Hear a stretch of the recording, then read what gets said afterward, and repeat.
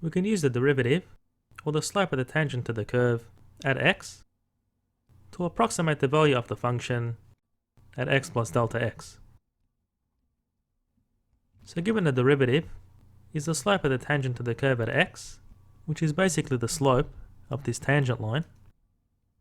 So you can see that multiplying the derivative by delta x is going to give us this distance, and adding the result to our known value of f of x,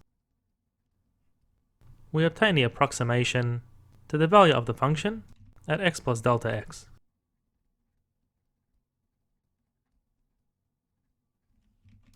And this is useful, for example, where we have the square root of 4.001 and don't have a calculator.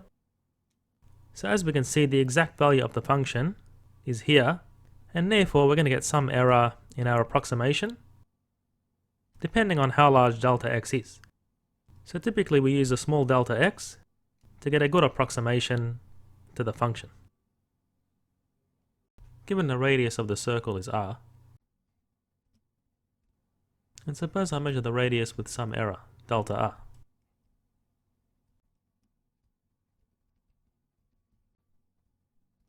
And what I want to know is the error in the area.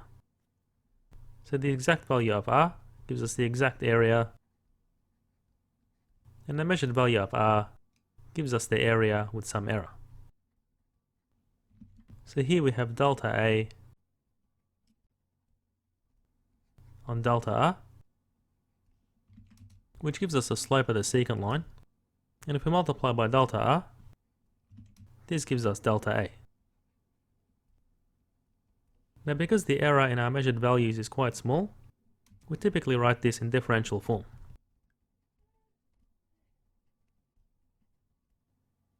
And the derivative can also be written as a dash of r.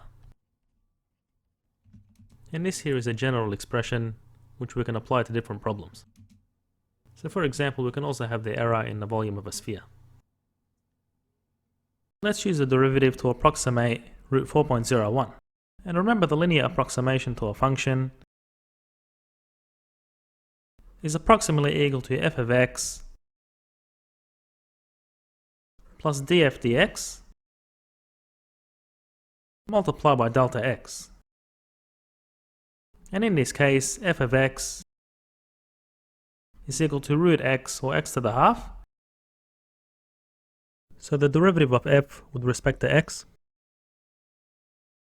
is 1/2 x to the minus a half, or 1 over 2 root x. And if we choose x is equal to 4.00 and delta x is equal to 0.01,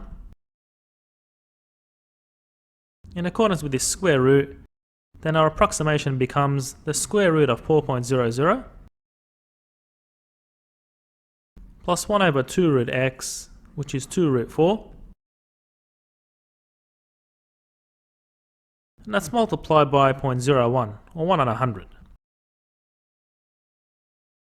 So that gives us an approximation of 2.0025.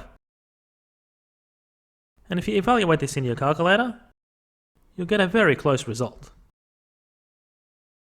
The measured radius of a sphere is 50 centimeters with an error of 0.1 centimeters. And what is the error in the volume of the sphere? So the volume of a sphere is 4/3 pi r cubed, and therefore the differential change in the volume is effectively 4 pi r squared dr. So just differentiate with respect to r. And now we can find the error by plugging in for r, which is 50 centimeters, and multiply that by dr, which is 0.1 centimeters. And multiplying this out, we get 3,141.6 centimeters cubed. And I'll leave it for you to calculate the actual volume of this sphere using this radius, and you'll see that this error is very small compared to the actual volume of the sphere.